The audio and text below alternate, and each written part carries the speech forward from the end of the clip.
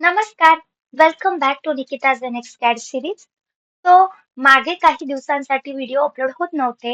त्यामागे कारण म्हणजे माझी इंजिनिअरिंगची एक्झाम होती, त्यासाठी मी ब्रेक घेतला होता. सो इथून पुढे आपण व्हिडिओ कंटिन्यू करणार आहोत. सो आजही मी एक सिंपल असा ऑब्जेक्ट क्रिएट करणार आहे, जो मी इथे इमेजमध्ये शो केला. Let's start. तो हा इमेज आपण फक्त रिव्हॉल्व कमांड यूज करून क्रिएट करणार आहोत. सो इथे मी स्केच आपण पहिले ड्रॉ करून घेणार आहोत. So select sketch, select the top plane and okay. So या ठिकाणी तुम्हाला माहिती आहे, रिव्हॉल्व कमांड यूज करताना आपण पूर्ण प्रोफाईलचा फक्त हाफ पार्ट क्रिएट करणार आहोत. सो त्यासाठी एक लाईन घ्यायची आहे, तिला आपण एक व्हर्टिकल ड्रॉ करून घेऊया आणि या लाईनला आपल्याला ऍज अ रेफरन्स लाईन म्हणून यूज करायची आहे. सो या ठिकाणी आपण पुन्हा एकदा लाईन घेणार आहोत. तर इथे इमेजमध्ये तुम्ही बघू शकता, तिथे डायमेन्शन वगैरे दिले आहेत. तो शाफ्टचा जो लेफ्ट एंड आहे, त्याची जी डायमीटर आहे ती 10 mm आहे आणि लेंथ जी आहे ती 15 mm आहे. तर आपल्याला इथे हाफ पार्ट क्रिएट करायचा आहे. त्यासाठी आपण 10 mm चा हाफ म्हणजे 5 mm याची डायमीटर घेणार आहोत.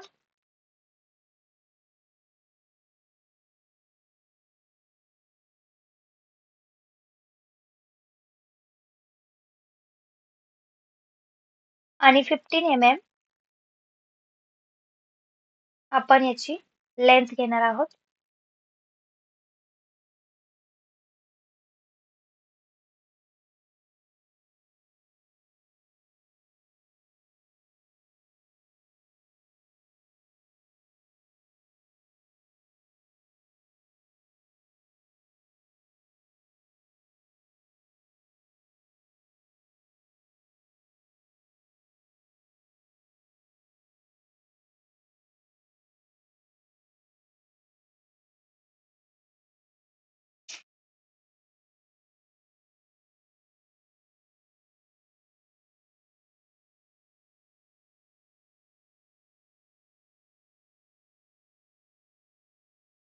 तर या पद्धतीने तुम्ही बघू शकता, आपला प्रोफाईल कंप्लीट झाला आहे. आता आपण फिनिश स्केच करणार आहोत आणि रिव्हॉल्व कमांड यूज करून आपण जो पोर्शन आपल्याला रिव्हॉल्व करायचा आहे तो सिलेक्ट करूया. वेक्टर सिलेक्ट करूया. वेक्टर म्हणजे आपली जी सेंटर लाईन होती तीच असली पाहिजे.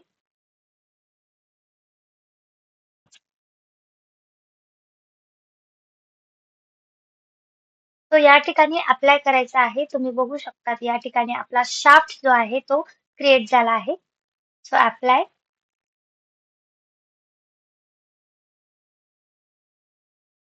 आता ही ड्रॉइंग आपण हाईड करून घेऊया. इथे हाईडचं ऑप्शन आहे. तो या पद्धतीने आपला शाफ्टचा जो ड्रॉइंग आहे तो कंप्लीट झाला आहे. एकदम इझी आणि आपण यात एकच कमांड यूज केला आहे, म्हणजे रिव्हॉल्व कमांड. तो या पद्धतीने तुम्ही बघू शकता, आपला शाफ्ट जो आहे तो क्रिएट झाला आहे. ज्या पद्धतीचे आपले डायमेन्शन होते त्या पद्धतीने आपण शाफ्ट क्रिएट केला आहे. सो अशाच बेसिक ट्युटोरियलसाठी निकिताज एनएक्स कॅड सिरीजला नक्की फॉलो करा आणि व्हिडिओ आवडल्यास लाईक करा आणि शेअर करा. Thank you.